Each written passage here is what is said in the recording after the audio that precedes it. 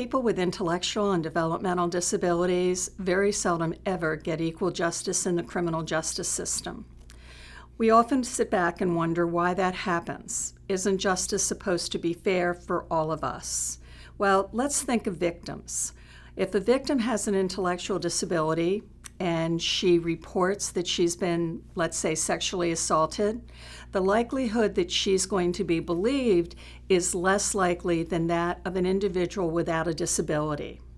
And we wonder about why that is. Is it because that we believe that people with intellectual disabilities are asexual?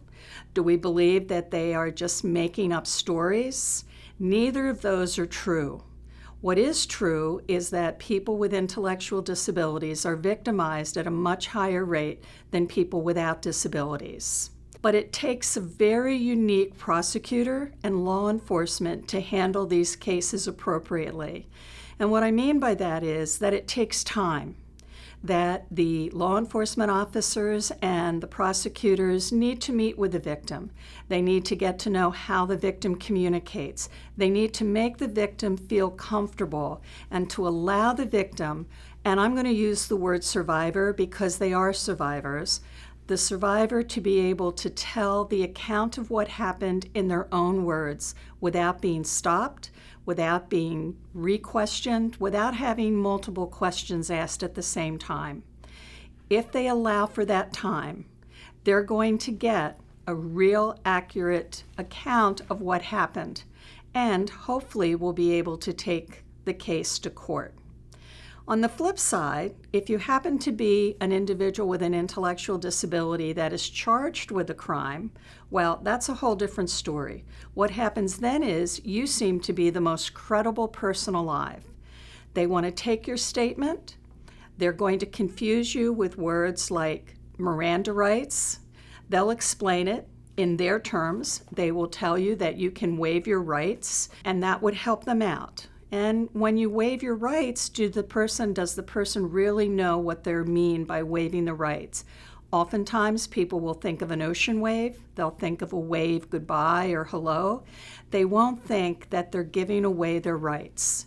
And that's an important piece. Once they're in the system, it's very hard to get them out of the system. And so we have to ask ourselves, why is it so different for two people with very similar attributes, one a victim and one an accused, an offender, a defendant, and they're treated entirely differently? So we need to look at that, and that's one of the challenges we face in working with individuals with disabilities in the criminal justice system. There's another interesting issue that I'd like to suggest, and that is, do we as professionals in the disability world, as educators, as parents, do we unintentionally create victims and offenders? And you might say, what are you talking about? What does that mean? What that means is behaviors that we allow students with intellectual and developmental disabilities to do in school, a lot of times just hugging, touching people inappropriately, hugging teachers. And we just say, oh, well, they're special. It's okay.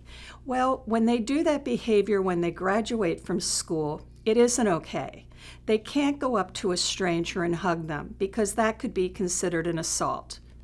And so why don't we deal with the people with intellectual disabilities in the same way we deal with other students? If we wouldn't tolerate this from a typical student, why would we tolerate it from a student with an intellectual or developmental disability? Because the message is, it's okay for you to do it, and it's not okay. We use the word inappropriate a lot of times when actually we should be using the word criminal.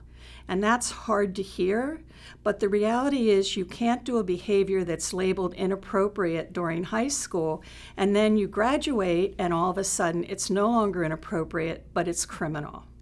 So we need to think about how we educate students and how we educate teachers and parents to make sure that we don't do that. We allow people with intellectual and developmental disabilities to hug all the time. And there's a time and a place for hugs, but it's not something that is done universally all the time. And if we allow that to happen again in school, in the Y, with our families, then what happens when they hug people when they become employed? And a lot of people with intellectual and developmental disabilities will become employed. What happens then? It's no longer okay to do that to somebody that they don't know very well, a coworker, maybe even a stranger. So we need to think about how we talk about hugs and touch in a way to affirm that we care about people, but at the same time we want to keep them safe. One of the other issues that we really don't like to talk about is we don't like to talk about sexuality. And that's a really important component in everyone's life. We're not talking about teaching sex acts. We're talking about everyday sexuality, from the way we dress to the way we interact with people to the way we make friends. And we need to be able to do that as a proactive strategy to reduce the risk of victimization and offending behavior. So I'd like to tell you a story. Well, I don't want to tell you a story. I want to tell you about an incident that occurred. And the reason I choose incident over story is when we use the word story, often the first thing that comes to mind are children, and we tell them stories. People with intellectual disabilities are not children, they're adults. So let's not use the word story so much. So in this case, what happened was there was a young woman who was in her late teens with an intellectual disability and cerebral palsy. She reported to a teacher that she had been sexually assaulted, and the teacher reported it to the principal, and the police were called. This young woman also had significant speech disabilities, and it made it very difficult for the law enforcement officers to get a statement. But to their credit, they stuck it out, they took their time, and they took the case to the prosecutor, and they decided that there was enough evidence that they were going to prosecute.